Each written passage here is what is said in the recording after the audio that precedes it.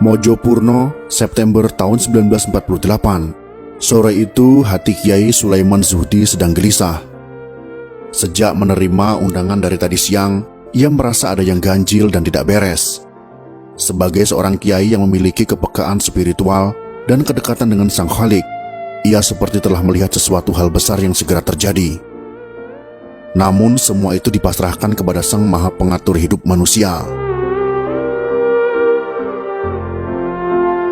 Malam itu kiai ini tidak lepas dari sajadahnya. Ia terus melakukan sholat entah berapa rakaat jumlahnya, serta berzikir, berdoa dan memohon kepadanya.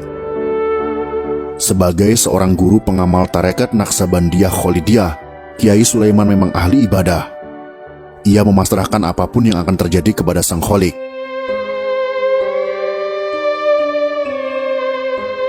Lelaku zikir dan mendekatkan diri kepada Allah yang merupakan rangkaian dari apa yang disebut kalangan sufi sebagai riyadoh itu sudah menjadi kebiasaan. Namun, malam itu begitu istimewa. Kiai ini terpekur di atas sejadahnya hingga subuh. Akan tetapi, Kiai Sulaiman bukanlah sosok kiai yang menghabiskan hari-hari di sudut masjid. Ia sangat dekat dengan masyarakat. Rumahnya menjadi pusat aktivitas pergerakan. Ia juga seorang pejuang revolusi dari tentara Hizbullah. Tak hanya itu, ia juga seorang ahli listrik. Pada tahun 1948, ketika desa-desa di hampir seluruh wilayah Kabupaten Madiun masih gelap gulita, desa Mojopurno tempat ia tinggal sudah punya listrik. Disinilah ia mendirikan pesantren At-Thohirin, sebuah pesantren yang cukup besar dan disegani di Magetan.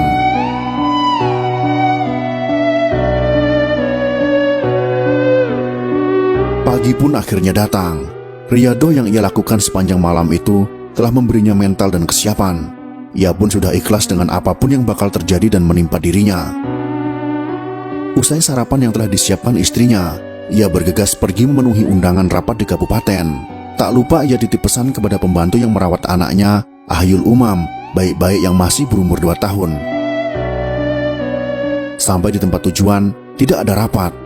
Beberapa orang PKI telah menyambutnya dengan sepasukan tentara FDR. Rupanya di situ juga sudah banyak para tokoh yang dikecoh oleh undangan bohong itu. Bersama ratusan tokoh dan para santri dari berbagai daerah lainnya, digiring ke pabrik gula Goranggareng. Mereka dikumpulkan di loji atau gedung di pabrik itu. Apa yang terjadi setelah itu? Ratusan orang yang sudah dikumpulkan di loji itu diberondong senapan mesin.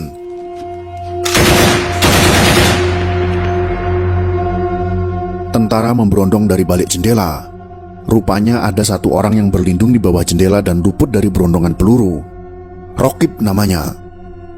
Ia masih kerabat Kiai Sulaiman, lalu berlindung dalam keadaan telanjang tak berpakaian. Rupanya orang-orang yang ada di situ sebelum dihabisi ditelanjangi terlebih dahulu. Masih ada rombongan lain di situ yang dikumpulkan. Kiai Sulaiman termasuk di dalamnya bersama 200 orang lainnya. Mereka tidak dihabisi dalam loji itu, tetapi dimasukkan ke dalam satu gerbong Kertapati. Mereka dibawa ke desa Soco.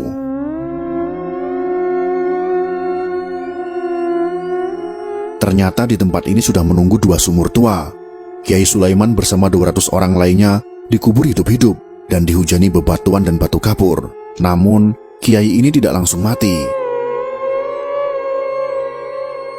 Warga desa Soco mendengar suara zikir La ilaha illallah bergema berulang-ulang. Namun, mereka tidak tahu di mana asal suara zikir itu berasal, dan suara zikir itu masih didengar para warga selama 7 hari.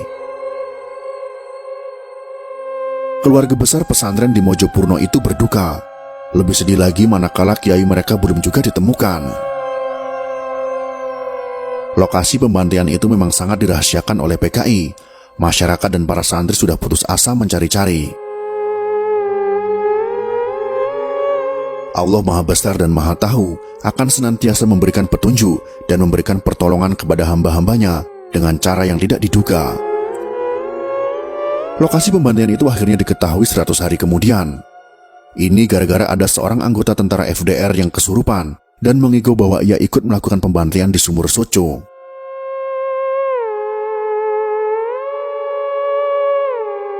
Anggota PKI yang mengigau ini akhirnya diinterogasi dan menunjukkan di mana lokasi pembantaian itu berada.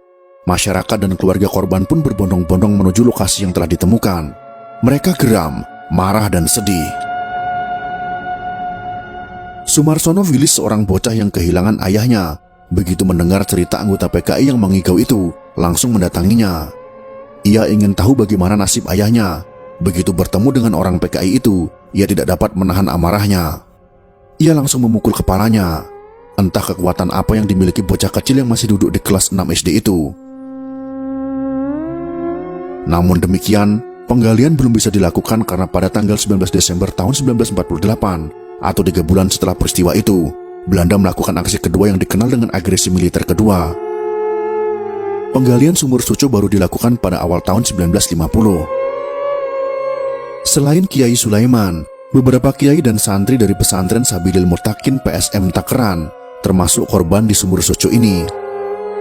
Jasad para korban telah dipindahkan, sementara Kiai Sulaiman beserta beberapa korban lainnya dikuburkan di Taman Makam Pahlawan Kota Madiun.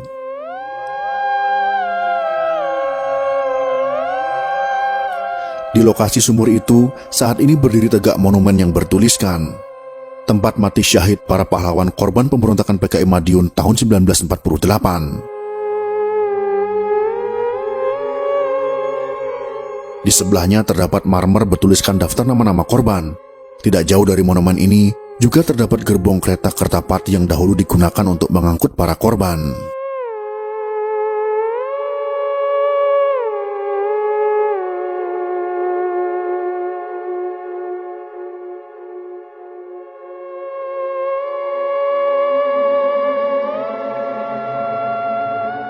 Itulah sekelumit kisah tentang kebiadaban PKI Madiun pada tahun 1948, khususnya pada Kiai Sulaiman Zuhdi, para kiai lainnya, serta para santri.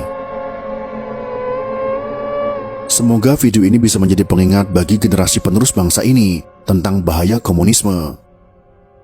Jika kalian suka dengan video ini, silakan berikan jempol ke atas. Dan jika kalian menganggap video ini bermanfaat, maka bagikanlah untuk teman-teman Anda yang lain. Terima kasih sudah menonton.